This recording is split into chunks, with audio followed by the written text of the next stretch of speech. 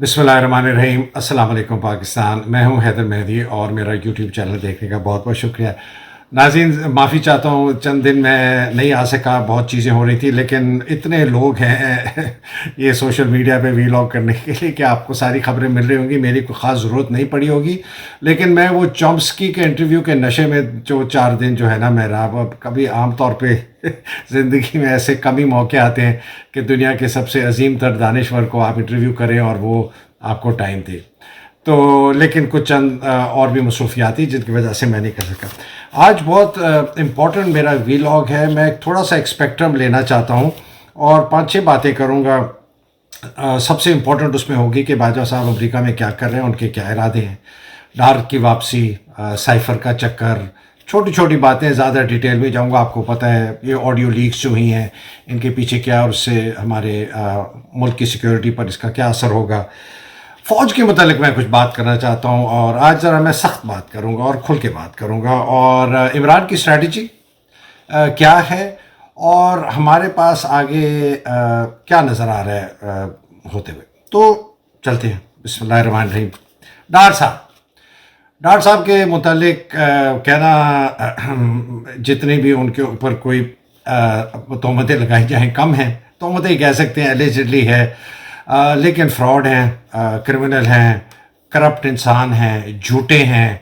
इनकी वजह से पाकिस्तान को फ़ाइन देना पड़ा था, IMF को, जनरल मुशर्रफ को पब्लिकली अपोलोजाइज़ करना पड़ा था वर्ल्ड बैंक को कि जी हमने झूठ बोला, इस आदमी ने 2 नंबरी की। ये मुंशी नवा आदमी है, इसकी शादी, इसका रिश्ता हो गया है नवाज़ के साथ, और ये ऐसे आदमी के लिए काम करता है जिस आदमी का बाप खुद मुबैना तौर पे मियाँ गटर चोर कहलाया जाता था। ये मैंने एक बहुत बड़ा आर्टिकल इसका लिखा है। आप सोशल मीडिया पे जाएं, अगर आप टाइप करें ना फ्रॉम राम गली टू रायविंड, तो वो आर्टिकल निकल आएगा, उसको आप पढ़िएगा। उसमें बहुत मुसद्दक़ा सोर्सेज से मेरे पास इंफॉर्मेशन है, लेकिन मुख्तसरन मैं बताता हूँ कि जो बड़े मियाँ शरीफ थे, इनका लाहौर म्यूनसिपल जो LMC लाहौर म्यूनसिपल कमेटी, पहले फिर कॉरपोरेशन हो गई, इनको मियाँ दुआनी वाला कहते थे, इसलिए वो दुआने का होता था। ये जो नीचे के चपरासी टाइप लोग होते थे उनको देते थे फाइलें मूव करने के लिए। उसके बाद थोड़े बड़े हुए और ज़्यादा फ़ाइलें इनकी बन गई, तो मियाँ अठानी वाला इनको कहने लगे कि जी 8 आने देते थे। इनकी सबसे बड़ा जो इनके पास पहले कॉन्ट्रैक्ट आया, जिसकी वजह से ये बड़े अमीर, इनके पास पैसा आया, वो था LMC के गटर बनाने का। अपने देगी जो लोहा ये बनाते थे, उसकी भी एक दास्तान और है, वो फिर कभी बताऊँ। लेकिन मसला ये है कि ये बनाते थे देगी लोहे, अपने अपने उसके अंदर ये गटर के कवर, और फिर वहाँ बच्चों को ही पैसे देते थे कि वो गटर चुरा के लाओ, जब गटर आते तो उसी को वापस पेंट करके। और ये नवाज शरीफ साहब इन साहब की औलाद है, जिनको मरीम कहती है, अरबोपति थे। ये इस किस्म के साहब हैं, तो हिस्ट्री है, सबको पता है। जिन साहब ने इनकी दुकानों में जाके इनको पैसा दिया, वो कहते जी थड़े की दुकान थी मियाँ शरीफ साहब की, मुझे लिखा है उसी आर्टिकल के नीचे, आप कमेंट्स में पढ़ें।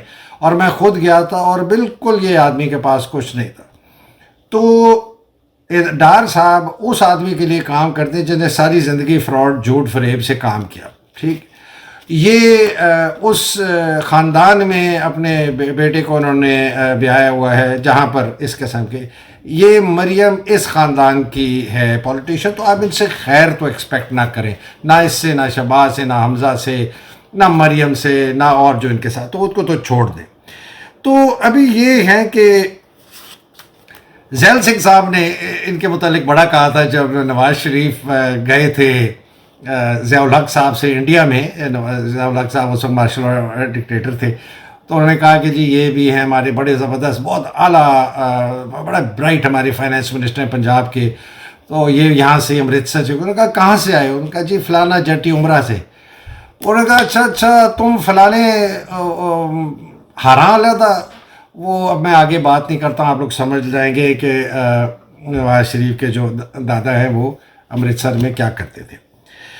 तो जनाब ये तो हैं डार साहब, तो इनको तो आप छोड़ दें। खैर से ये क्या, ये मुंशी है, इनको क्या पता कि इकोनॉमिक्स क्या है, हर जगह झूठ बोल के 2 नंबरी करके आए। साइफ़र पे आ जाए।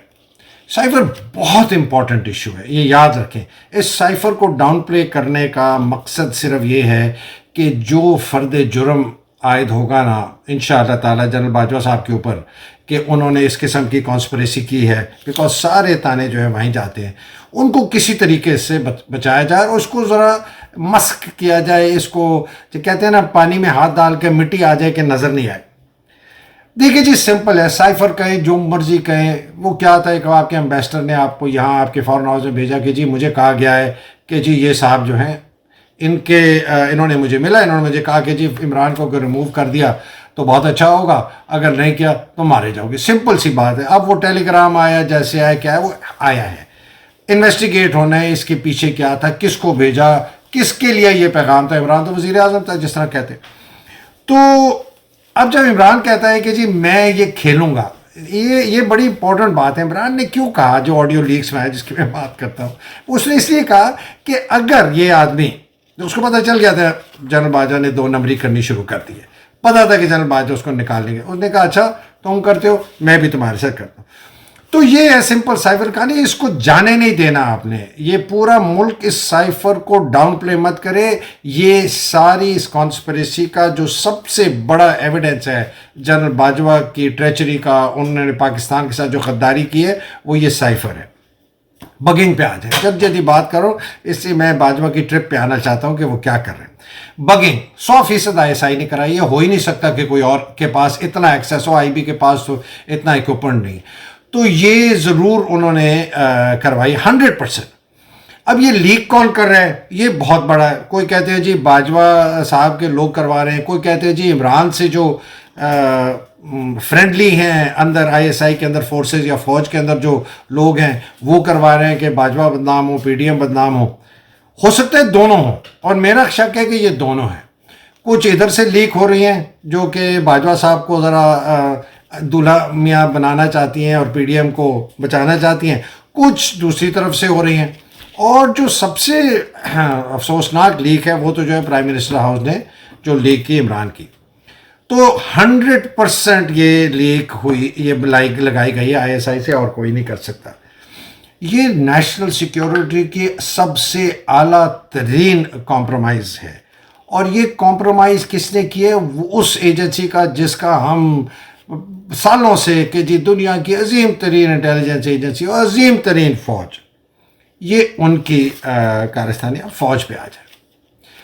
میں آپ کو آج کھول کے کہتا ہوں کہ ہمیں یہ کس قسم کی فوج ہے، یہ مجھے کوئی جواب دے، کوئی فوجی مجھے جواب دے جو حاضر سروسر ہے، یہ کس قسم کی فوج ہے جس نے اوتھ لیا تھا کہ اس ملک کا دفاع کرے گی.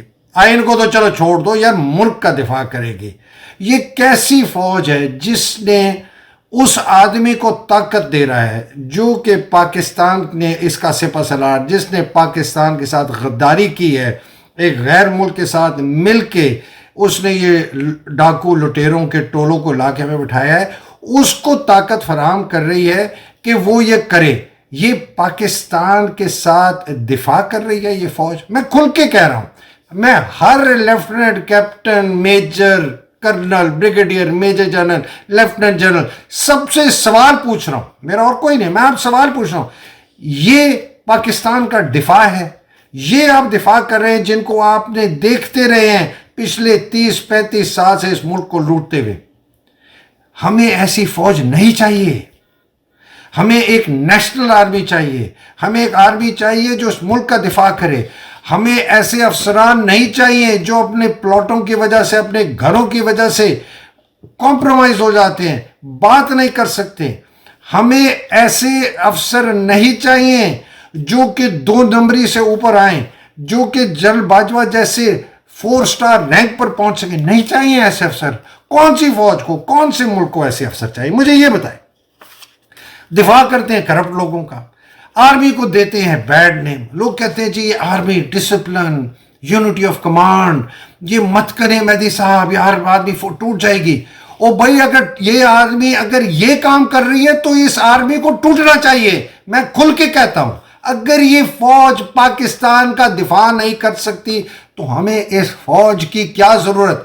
اگر یہ فوج اس آدمی کو طاقت دیتی ہے کہ ہمارے اوپر ڈاکو لٹیروں کو لا کے مسلط کرے، ہمیں اس فوج کی کیا ضرورت؟ کہتے ہیں جی فلڈ میں جاتے ہیں، ارتھ کوئک میں جاتے ہیں، بھائی آپ کو پیسہ دیتے ہیں، آپ کو ٹریننگ دیتے ہیں، آپ کو بہترین اکوپمنٹ سپلائی کیا جاتا ہے، آپ سب سے اس ملک کے اندر جو ہے نا پریویلیجڈ انسٹیٹیوشن ہے، ہر بچہ جو اسکول نہیں جاتا، ہر ہسپتال جس میں مریض مرتا ہے دوائیوں نہ ہونے سے، ہر سڑک جو پکی نہیں ہوتی، ہر گھر جو گرتا ہے ارتھ کوئک میں یا فلڈ میں یا ڈرینیج نہیں ہوتی، وہ پیسہ کٹ کے آپ لوگوں کے پاس جاتا ہے، اور آپ اس قوم کے ساتھ یہ کر رہے ہیں۔ یہ نہیں چلے گا، یہ نہیں چلے گا، یہ کھل کے آج بات ہونی چاہیے۔ ہمیں ایسی کرپٹ، کمپرومائزڈ، سپائن لیس لیڈرشپ فوج کی نہیں چاہیے۔ ہمیں بریگیڈیئر ایف بی علی جیسے لوگ چاہیے، ہمیں کرنل علیم افریدی جیسے لوگ چاہیے، ہمیں لیفٹیننٹ جنرل گل حسن جیسے لوگ چاہیے، ہمیں سعید اختر ملک جیسے لوگ چاہیے، جن کے اندر ابھی بھی کوئی غم، کوئی دکھ، کوئی ضمیر جاگتا تھا۔ میں کی بات نہیں کر رہا ہوں، یہ کیا ہو گیا ہے فوج کو؟ یہ کیسی ٹریننگ ہماری ہو گئی ہے؟ یار ہمارے زمانے میں ٹوپی غلط پہنتے تھے تو ریپریمانڈ ہوتا تھا، ٹوپی نئی گاڑی میں پہنتے تھے تو ریپریمانڈ ہوتا تھا، کوئی تھوڑا سا چھٹی اوور سٹے کر لی اس پہ ریپریمانڈ ہوتا تھا۔ یہ تو پورا ملک لوٹ گیا باجوہ، اور یہ دھندناتے ابھی امریکہ پھر رہا ہے۔ یہ سر یہ ایسے نہیں چلے گا، یہ یونٹی آف کمانڈ، یہ آرمی ڈسپلن، یہ جی مت ہاتھ لگاؤ، یہ جی یہ آئیں بائیں شائیں، یہ ختم۔ آپ کا کام ہے، آپ کو پیٹ کاٹ کے پالا پوسا، آپ کو طاقتور کیا، آپ کا کام نہیں ہے اس فوج کو، اس ملک کو تباہ کرنے کے لیے۔ سمجھ گئے جی؟ اب آگے جی عمران کی اسٹریٹجی۔ عمران کی اسٹریٹجی بڑی سمپل ہے۔ عمران کی اسٹریٹجی کیا ہے؟ وہ بار بار لوگوں کو تیار کر رہا ہے کہ جب ٹائم آئے گا آپ نے گھبرانا نہیں ہے۔ میں فرینکلی بتا رہا ہوں، یہ بالکل اس کا، وہ کہہ رہے ٹائم آئے گا، شاید وہ ٹائم بہت قریب آنے والا ہے جب آپ کو اسٹیٹ کی پاور، جو یہ 6-6.5 لاکھ کی فوج ہے اور رینجر ہے، پولیس ہے، ان کو آپ کو آمنا سامنا کرنا پڑے گا، اس لیے کہ ان میں تو کوئی ضمیر نہیں ہے۔ ٹھیک ہے، اگر یہ آ گئے سڑکوں پہ، گولیاں چل گئے، ٹیئر گیس ہو گیا، پکڑ دکڑ مار داڑ، تو آپ نے گھبرانا نہیں ہے، پیچھے نہیں ہٹنا۔ یہ اس کے لیے تیار کر رہے ہیں، بیکاز دیکھیں جب گولی آگے سے چلتی ہے نا تو اچھے اچھوں کا پسینہ نکل آتا ہے۔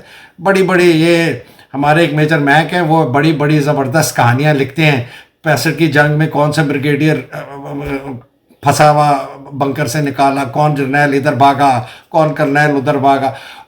دیکھیں یہ ہماری فوج میں نہیں، ہر جگہ ہوتا ہے، شیل شاک ہو جاتے ہیں لوگ، ڈر جاتے ہیں، خوف ہو جاتا ہے، لیکن وہ لوگوں کو کہہ رہا ہے کہ تم، وہ دوسری بات یہ ہے کہ وہ اوائڈ کر رہا ہے کہ انارکی نہ ہو، بلڈ شیڈ نہ ہو، قتل و غارت نہ ہو، اس لیے کہ دیکھیں اگر یہ انارکی، قتل و غارت، بلڈ شیڈ ہو گئی نا تو یہ میں آپ کو بتاؤں کہ وہ کہاں ختم ہوگی کسی کو نہیں پتا۔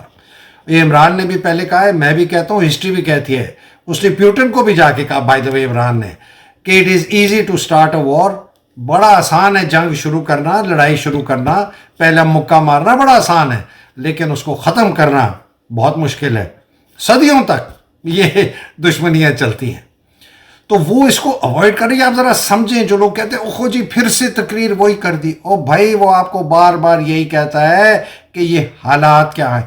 میں بار بار جو جنرل باجوہ اور فوج کی بات کرتا ہوں آپ کو بتاتا ہوں کہ یہ سارا مسئلہ پیدا ہی اسی وجہ سے ہوا۔ تو اگر میں یہ آپ کو نہیں بار بار کہوں گا تو میں نواز شریف کو کرٹیسائز کروں؟ وہ تو چور ہے پیدائشی، گٹر چور کا بیٹا ہے۔ میں ڈار کو کرٹیسائز کروں، میں شہباز شریف کو کرٹیسائز کروں، گٹر چور کا بیٹا، مریم کو کروں گٹر چور کی نواسی، میں کس کو پکڑوں؟ میں زرداری کو کروں پیدائشی چور، بلیک کیا، ان کو کیوں ہم برا کہیں؟ یہ تو ہیں ہی خراب، یہ تو ہیں ہی بالکل غلیظ، معافی چاہتا ہوں، ان کا تو کیریکٹر کوئی نہیں ہے، تو ان کو گالیاں۔ ہمیں تو توقع تھی ان جنرلوں سے، اس فوج سے، کہ یار یہ اس ملک کو سنبھالا رکھیں گے، جو ایک رومانس اور ایک یہ عجیب قسم کا فراڈ اس ملک کے اوپر کیا ہوا تھا۔ میں خود آنیسٹلی فوج میں تھا. مجھے یاد ہے اس وقت جب ضیاء کا مارشل لاء لگا ہم نے اوپر بھی نہیں دیکھا, بس چل پڑے. لیکن صفائی نہیں پیش کرتا, بڑی شرمندگی ہے مجھے اس وقت بھی استعفیٰ, حالانکہ میں نے استعفیٰ دیا اسی لیے تھے. لیکن میں آپ کو بتاؤں اس وقت پھر بھی فوج کو ویلکم کیا گیا, مشرف کے مارشل لاء کو ویلکم کیا گیا, ایوب کے مارشل لاء کو ویلکم. اس کو تو پہلے دن سے گالیاں پڑ رہی ہیں باجوہ کو, اور فوج کو بھی پڑھوا رہا ہے. جناب یہ سینری چینج اگر ہوئی نا صرف, اور ہمارے انسٹیٹیوشنز نہیں تبدیل ہوئے, یہ پاکستان میں اسی طرح چل رہا ہے. ابھی آپ دیکھیں جی, یہ انسٹیٹیوشنز کی میں بات کر رہا ہوں. عمران میں کہتا ہوں جی ایک کوئی گل حسن آ گیا, باجوہ کو فارغ کروا گیا, کوئی ایسے ہو گیا, کوئی ہمیں کسی طریقے سے الیکشنز فری اینڈ فیئر ہو گئے, عمران آ بھی گیا. کہ عمران آ گیا نا, تو یہ سینری کا چینج ہو گیا. جیسے ڈرامہ نہیں چل رہا ہوتا, ایک ڈرامہ آتا ہے تو پردہ بند ہوتا ہے, پھر جی پیچھے ہوتے سینری, اس لیے چھوٹی سی سینری چینج ہوگی. پاکستان کے اندر جو ایلیٹ کیپچر ہے نا اس ملک کا, جب تک وہاں ریفارم نہیں آئے گا پاکستان میں کبھی ترقی نہیں ہو سکتی. سب سے پہلے آرمی, ہماری جوڈیشری, ہمارے الیکشن کا ریفارم, ہماری گورننس, ہمارے پروونسز, یہ 4-5 سے ہمیں 28-30 کرنے پڑیں گے, ہماری بیوروکریسی, ہماری پولیس, ہمارا ٹیکسیشن کا نظام, ہمارا اپنا جو لینڈ ریفارم, یہ اتنے ڈیپ روٹڈ ریفارمز ہیں بیکاز ہم یہ 75 سال سے اسی کا بھگت رہے ہیں کہ یہ انگریزوں کا بنایا ہوا نظام ابھی تک چل رہا ہے اور یہ ٹھیک نہیں ہوا. جب تک یہ نظام بالکل ریفارم نہیں ہوگا, لوگ کہتے ہیں جی کیسے ہوگا, کہتے ہیں جی ہاتھی کو کیسے کھاتے ہیں, پہلا چک مار کے. تو پہلا چک مارنا پڑے گا کہیں نہ, اور سب سے پہلا چک جو ہے نا وہ میں اس لیے محاورتاً کہہ رہا ہوں فوج کو ہوگا. فوج کی لیڈرشپ کو قابو کرنا پڑے گا, اس کے کمانڈ اینڈ کنٹرول سٹرکچر کو اوپر سے, اس کی انبریڈلڈ پاور کو, اور آگے اس پہ تو بڑی اور باتیں ہوں گی. باجوہ صاحب کا ٹرپ آخری, باجوہ صاحب کرنے کیا گئے ابھی کیوں کرنے گئے؟ میں نے کسی سے پوچھا, کہتے او یار مہدی یار یہ تو 4-5 مہینے سے پلان. تو اس کا مطلب ہے یہ رجیم چینج کے بعد پلان تھا. تو باجوہ صاحب تو 29 نومبر کو ریٹائر ہونے, تو انہوں نے یو ایس اے کا ٹرپ کیوں کیا؟ کیا کوئی الوداعی کھانے جانے تھے انہوں نے, جو ان کو پاکستان میں نہیں ملنے تھے؟ اور اب کیوں گئے؟ ابھی یہ اگلے مہینے انہوں نے ریٹائر ہونا ہے, اور گئے. اور اپنے ساتھ لے کے کن کو گئے ذرا یہ بڑے دیکھ, ڈی جی ایم آئی کو لے کے گئے ہیں اور ڈی جی ایم او کو لے کے گئے. Interestingly D G I S I کو نہیں لے کے گئے. اور اعظم تارڑ صاحب, یہ بھی سنا ہے کہ اعظم تارڑ صاحب بھی ان کو جوائن کر گئے. اب آپ سوچیں لا منسٹر ان کے ساتھ ہے, ڈی جی ایم او ہے ملٹری آپریشن جو کہ ساری پلاننگ کرتا ہے فوج کی, اور ڈی جی ایم آئی جس کے جو کہ ہمارا ایک ادارہ ہے, ٹھیک ہے, جس کے اندر سارے فوجی ہوتے ہیں. آئی ایس آئی میں تو سویلین بھی بہت ہوتے ہیں, اس میں سارے خالصاً فوجی ہوتے ہیں. تو یہ کن کو مل رہے ہیں, ان کے ساتھ کیا باتیں کر رہے ہیں, کیا انہوں نے وعدے قسمیں ان کو دیے؟ میں جی ایک چھوٹی سی بات کرتا ہوں. باجوہ صاحب میرا اندازہ ہے, یہ میری اسیسمنٹ ہے, باجوہ صاحب اب بھی تک کوشش کر رہے ہیں کہ کسی طریقے سے وہ نہ جائیں. اگر ان کی ایکسٹینشن کا راستہ بند کیا ہوا ہے نواز شریف نے, جو کہ سننے میں آتا ہے, اور وہ جو جنرل عامر صاحب کو بنانا چاہتے ہیں زرداری صاحب, وہ بھی کھٹائی میں ہے, تو یہ اظہر عباس اور ساحر شرشاد رہ جاتے ہیں. اب جب آرمی چیف بنتا ہے نا وہ کسی کا نہیں ہوتا, وہ اپنا بھی نہیں ہوتا. وہ جب چیف بن جاتے ہیں تو چیف ہوتا ہے. یہ اتنے فرعون ہوتے ہیں, میں آپ کو بتاؤں, میں ایک شادی میں تھا, ایک 4 سٹار میرے ساتھ بیٹھے ہوئے تھے کسی اور سروس کے, تو وہ اور بھلے آدمی تھے, میں جانتا ہوں ان کو, کسی کے رشتہ دار تھے. وہ ایسے پیچھے مڑتے تھے, جیسے پیچھے مڑتے ان کے پیچھے وہ ایک اسکواڈرن لیڈر کھڑا تھا. وہ ان کا سگریٹ کا پیکٹ سگریٹ نکال کے ان کے سامنے ایسے پیش کرتا تھا, وہ ایسے نکال کے منہ میں لگاتے تھے, اور وہ اسکواڈرن لیڈر صاحب لائٹر لگاتے تھے. یہ اس قسم کی فرعونیت ہے. اور یہ تو ایک دوسری سروس کی میں بات کر رہا ہوں.